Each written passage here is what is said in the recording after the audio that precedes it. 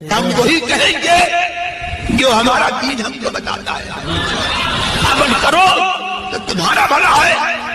یہ جو تو نعرے لگا رہا ہے نا کہ یہ دیوبندی بھی صحیح، یہ وہابی بھی صحیح، یہ غیر مقلد بھی صحیح، یہ قادیانی بھی صحیح، یہ چکڑالوی بھی صحیح، یہ رافضی بھی صحیح، اگر صحیح ہے تو سب تیرے لیے ہے، ہمارے لیے مصطفیٰ کی حدیث پاک ان بنی اسرائیل تفرقت علی 72 ملہ، بنی اسرائیل 72 فرقوں میں تقسیم ہوئی تھی، وستفترق امتی علی 73 ملہ، میری امت ان قریب 73 فرقوں میں تقسیم ہوگی، کلہم فی النار، سب کے سب جہنم میں جائیں گے، سب کے سب، الا ملۃ واحدہ، سوائے ایک جماعت کے۔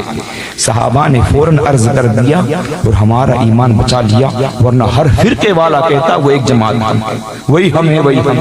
صحابہ نے پوچھ لیا من ہی یا رسول اللہ، وہ کون ہے جو ایک حق پر رہے گا اور باقی سب پھسل پھسل کر جہنم میں جائیں گے؟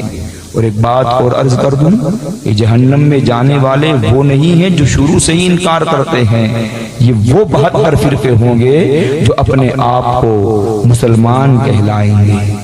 سمجھ میں آئی بات؟ یہ وہ لوگ ہوں گے، وہ لوگ تو الگ ہیں، وہ لوگ الگ ہیں، لیکن ان لوگوں کی بات ہو رہی ہے جو کلمہ پڑھنے کے بعد مومن نہیں ہوں گے، وہ 72 فرقے جہنم میں جائیں گے۔ اور ایک بات اور ذہن میں رکھیں، کہیں گے جہنم میں جا کر نکال دیے جائیں گے، سزا پا کر باہر آ جائیں گے؟ نہیں، وہ شان تو ہم غلاموں کی ہوگی، ہم غلاموں کی ہوگی، ہم الحمدللہ اللہ رب العزت کے بندے ہی، حضور علیہ السلام کے غلام ہیں، لیکن بتقاضائے بشریت ہم سے خطائیں ہوتی ہیں، گناہ ہو جاتا ہے، تو ہم گناہ گاروں کے لیے یہ ہے کہ جہنم میں ڈال کے اس کی سزا پائیں گے۔ اللہ رب العزت کی بارگاہ میں دعا اللہ اس سے بھی ہمیں محفوظ رکھے۔ لیکن یہ جو مرمر بات ہے کہ جہنم سے نکال لیے جائیں گے، وہ مومن کامل کی بات ہے، جس کا ایمان کامل ہوگا، عقیدہ اچھا ہوگا، عمل میں کوئی کوتاہی ہو گئی ہوگی اور عمل کی کوتاہی کی بنیاد پر اس کو ڈالا جائے گا، نکال لیا جائے گا۔ لیکن جو 72 کی پارٹی کا ہے تو ڈالا جائے گا تو باہر کا منہ بھی نہ دکھایا جائے گا، اندر ہی رکھا جائے گا اس کو۔ اب سوچیں، قالوا من ہی یا رسول اللہ، وہ کون ہے میرے آقا، ذرا آپ بتا دیں۔ میرے آقا ارشاد فرماتے ہیں ما انا علیہ واصحابہ، جس پر میں قائم ہوں اور میرے صحابہ قائم ہیں۔ بتائیں کیا ترجمہ کیا میں نے؟ جس پر میں قائم ہوں اور میرے، بلند آواز سے بولے، جس پر میں قائم ہوں اور میرے، اس کو یاد رکھنا، اس کو یاد رکھنا۔ اب صحابہ کس بات پر قائم ہیں؟ صحابہ کس بات پر قائم ہیں اور حضور کس بات پر قائم ہیں؟ رسول پاک صاحب الاولاق صلی اللہ تعالی علیہ وسلم سے پوچھا گیا کہ ہماری اونٹنی گم ہو گئی، حضور کہاں ہے؟ میرے آقا نے فرمایا فلاں پہاڑ کے نیچے، پیڑ کے نیچے کھڑی ہوئی ہے۔ میرے آقا کس بات پر ہے کہ حضور کو علم غیب ہے، حضور کو توجہ، وسیم بھائی ادھر توجہ، حضور اس بات پر ہے کہ حضور کو علم غیب دیا گیا ہے، تبھی تو خبر دے رہے ہیں، حضور اس بات پر ہے۔ میرے آقا کس بات پر ہے؟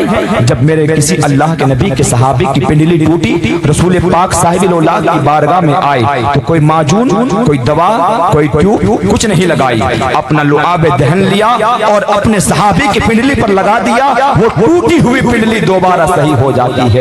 میرے آقا اس بات پر ہے کہ اللہ نے مجھے طاقت دی ہے، مجھے پاور دیا ہے، مجھے اختیار دیا ہے۔ کس پر نبی قائم ہے؟ نبی اس پر قائم ہے کہ اللہ رب العزت نے یہ اختیار دیا ہے کہ سورج ڈوب چکا ہے، انگلی کا اشارہ کیا تو آمنہ کے لال کے لیے پلٹ کر آیا۔ میرے آقا علیہ السلام کے پیارے دیوانوں، اللہ رب العزت نے اپنے محبوب کو اختیار دیا تو رسول پاک صاحب الاولاق اپنے مالک اور مختار ہونے کو بھی جان رہے ہیں، اپنے علم غیب کو بھی جان رہے ہیں، اپنے قیامت کے دن شفاعت کرانے کی خبریں بھی دے رہے ہیں۔ پھر صحابہ کا عقیدہ کیا ہے؟ صحابی کا عقیدہ بھی دیکھیں تو صحابی کا عقیدہ بھی آپ کو یہی ملے گا کہ اللہ رب العزت نے اپنے محبوب کو وہ حسن دیا، وہ کمال دیا، وہ جمال دیا، وہ جاہ و جلال دیا کہ آج تک ایسا حسن و جمال کسی کو نہیں ملا ہے، نہ قیامت تک مل سکتا ہے۔ اور حضرت حسان نے تو اپنے جذبات کا اظہار بھی کیا، وَأَحْسَنُ مِنْكَ لَمْ تَرَ قَطُّ عَيْنِي وَأَجْمَلُ مِنْكَ لَمْ تَلِدِ النِّسَاءُ خُلِقْتَ مُبَرَّأً مِنْ كُلِّ عَيْبٍ كَأَنَّكَ قَدْ خُلِقْتَ كَمَا تَشَاءُ۔ عربی سمجھ میں نہیں آئی ہو تو فکر نہ کرے،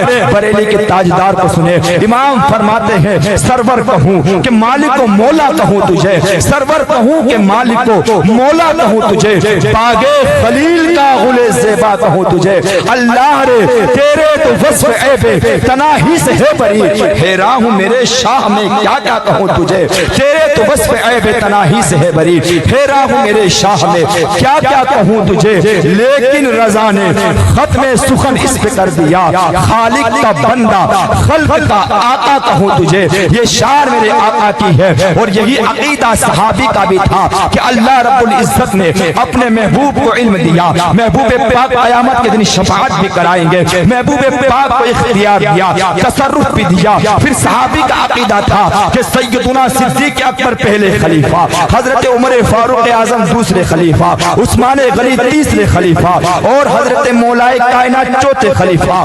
رافضی پلٹا اور پہلا خلیفہ امام ہے، پہلا خلیفہ مولائے کائنات کو مانا تو گویا کہ ما انا علیہ واصحابہ پر رافضی بھی قائم نہ رہ سکا۔ قادیانی آیا، اس نے نبی پاک صاحب الاولاد صلی اللہ تعالی علیہ وسلم کے بعد میں مرزا غلام احمد قادیانی کو نبی مان کر بتا دیا کہ نبی کے بعد بھی نبی آ سکتا ہے، جب تک قرآن فرما رہا ہے ما کان محمد ابا احد من رجالکم ولکن رسول اللہ و خاتم النبیین۔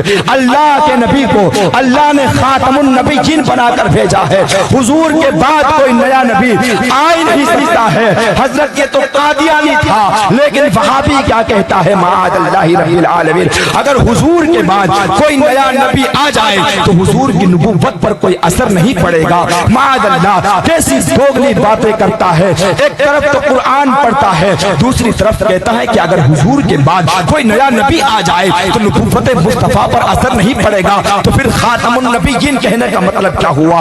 حضور کی وہ حدیثیں کیا کرے گا جس نے میرے آقا نے ایک مقام پر نہیں بارہا مقام پر فرمایا انا خاتم النبیین، انا خاتم النبیین، انا خاتم النبیین، میں نبیوں کا خاتم ہوں، میرے بعد میں کوئی نبی نہیں آ سکتا۔ جب وہابی کا عقیدہ بھی پلٹا، قادیانی کا عقیدہ بھی پلٹا، تو پتا چلا ما انا علیہ اصحابہ پر نہ وہابی قائم ہوا، نہ رافضی قائم ہوا، نہ قادیانی قائم ہوا، نہ اسماعیل دہلوی قائم ہوا، اور نہ ہی غیر مقلد قائم ہوا۔ اب آپ کہیں گے یہ غیر مقلد تو بڑے حدیثوں کو حوالے دیتے ہیں، حدیث نمبر فلاں، حدیث نمبر فلاں، اور یہ بخاری کی حدیث، یہ مسلم شریف کی حدیث، اور 6 حدیثوں کو مانیں گے، اس کے علاوہ کسی حدیث کو نہیں مانیں گے۔ ٹھیک ہے بیٹا، تو 6 حدیثوں کو لے کر آ، ہم تجھ سے صرف ایک حدیث پڑھائیں گے، اگر تو نے ایک حدیث کا ترجمہ اس کے موافق کر دیا تو ہم تیری علمی صلاحیت کو مانیں گے، لیکن یاد رکھ تو 6 حدیثوں کا نام لے رہا ہے، ہمیں ذرا یہ تو بتا کہ کون سی کتاب میں لکھا ہے کہ انہی 6 حدیثوں کو ماننا ہے، اور انہی 6 حدیثوں کے اندر، انہی 6 کتابوں کے اندر مصطفیٰ کا پیغام ہے، اس کے علاوہ اور پیغام نہیں۔ ہمیں بتا، یہ بتا کے دکھا، تو جو دعویٰ کر رہا ہے کہ 6 حدیثیں کو کتاب ہے، تو مجھے بتا کون سی کتاب سے تو نے یہ عقیدہ لیا، اور کون سی کتاب سے تو نے یہ نظریہ لیا کہ ان 6 کتابوں کے اندر ہی صرف مصطفیٰ کریم کی حدیث منحصر ہے؟ کہے گا صحیح حدیث اسی میں ہے، تو ہمارے پاس میں آئے گا تو ہم بخاری کے اندر بھی ضعیف حدیث دکھائیں گے، بخاری کے اندر بھی ضعیف حدیث دکھائیں گے تجھے۔ کیا کرے گا؟ تیرا علمی معیار صرف اتنا ہے کہ تو چبوترے پر بیٹھ کر چائے پیتا ہے، گپے لڑاتا ہے، لیکن ایسے عاشقوں کے دلوں کے ایمان کو اگر ڈگمگانے کی بات کرے گا تو یاد رکھ چھٹی کا دودھ تجھے یاد دلائیں گے انشاءاللہ تعالی، اس لیے کہ ہم نے علم دیوبند کے ان ملاؤں سے حاصل نہیں کیا ہے۔ الحمدللہ فخر کے ساتھ کہتا ہوں حضرت میرے استاد کا نام تاج الشریف،